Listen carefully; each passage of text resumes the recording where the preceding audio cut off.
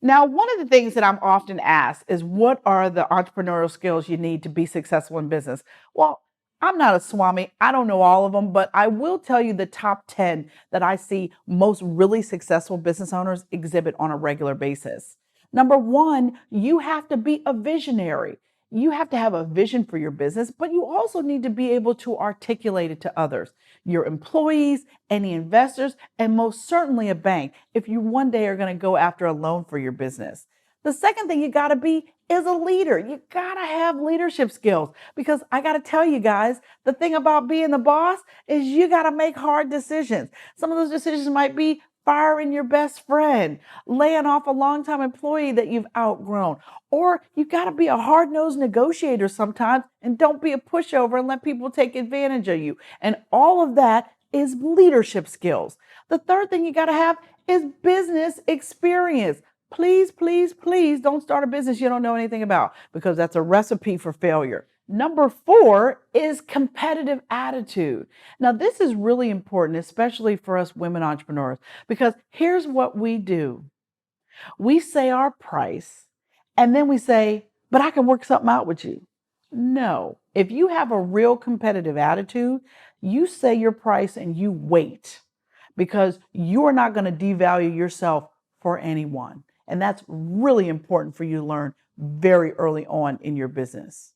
Now, number five is self-confident. And I got to tell you, when you start out in business and you might have one or two customers, you might feel like you might not be enough. But let me tell you something. You are already enough to do your business. You are already an expert in what you do, but you got to own it and your confidence will shine through. So make sure that you always think about your confidence before you're going to interact with someone or talk about your business.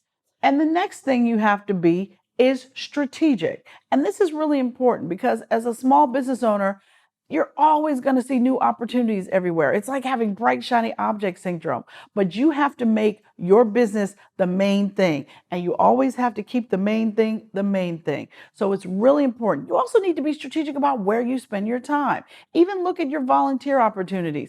If you're not going to have the opportunity to interact with somebody who can refer you business or give you business, that is no longer worth your time. So you need to be strategic about that. And then you've got to be focused. And your focus needs to be around your daily task list. You need to give your business at least 2 hours a day, and you've got to be focused on at least 5 tasks that you want to get accomplished every day while you're working on your business. And this is important because you want to form habits around running your business and the things that you pay attention to every day.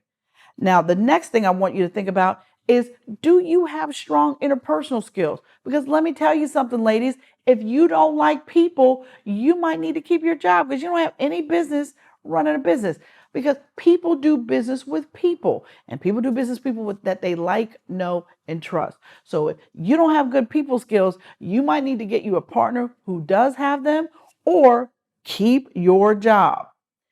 Now, the next one is you got to have a sacrificial attitude. Now, why do you need that? Well, because there's going to be plenty of days where you have to give out paychecks and you might not be able to take one home.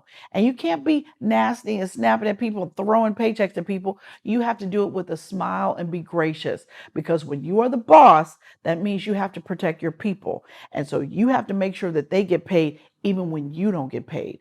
And by the way, you can go to jail faster for not paying payroll taxes than not paying income taxes. So make sure you have the appropriate amount of money in reserve before you bring on employees because you don't want to create a bigger problem than you had before you had employees. And lastly, but certainly not least, I want you to be high energy about your business.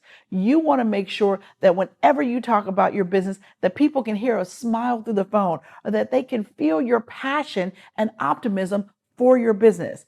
If you don't love your business, trust and believe no one else will. So take these things into consideration when you're thinking about whether or not you have what it takes to be your own boss.